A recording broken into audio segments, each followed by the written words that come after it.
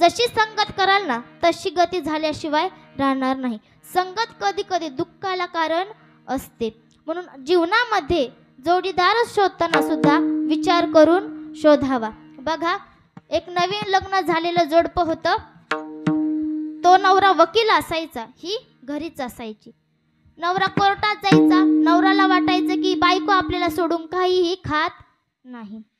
एक दिवशी साधू रस्त्याने चालले होते. त्या वकिलाने त्या साधूला आवाज दिला, ओ साधू इकडे या. त्यावेळेस तो साधू म्हणाले, काय रे? त्यावेळेस तो वकील म्हणाला, तुम्हाला तुम्ही म्हणता ना या जगामध्ये कुणीच कुणाचं नाही, पण माझी बायको माझीच आहे.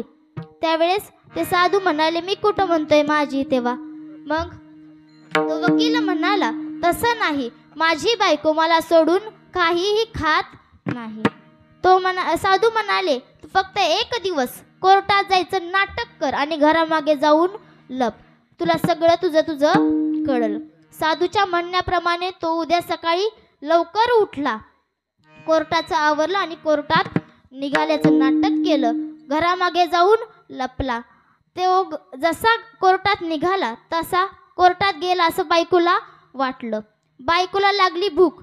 तिने दुकानात गेली. ती दुकानात जाऊन मस्त बासमती तांदूळाचा अर्धा किलो भात आणला, राईस केला, त्याचा खाल्ला. भात संपतोय नाही कुठं, तोपर्यंत बाहेर पेढेवाला आला. पेढे घ्या, पेढे 30 रुपयाचे पाव किलो पेढे.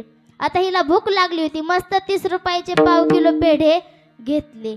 पेढे खात नाही तोपर्यंत बाहेर ऊसावाला आला. 10 रुपयाचे 4 ऊस. तिने ऊस सुद्धा घेतले, ऊस खाल्ले. आता तो नवरा घरामागून सगळं बघत होता. त्याला इतका राग आला, आता कधी जातोय घरी असं झालं. आता बघता बघता 5 वाजले. कोर्ट सुटला. असं त्याला कळावं म्हणून कोर्ट सुटला. तो नवरा घरी आला. ती पाण्याचा ग्लास घेऊन दारात उभी होती. पाणी न घेता नवरा आत गेला. ती म्हणाली, घ्या ना पाणी. तो म्हणाला, फेक तिकडे ते पाणी. ती म्हणाली, तिला वाटलं कोर्टाचा जज साहेबच ह्यांच्या विरोधात गेलेला दिसतोय म्हणून हे चिडलेलेत.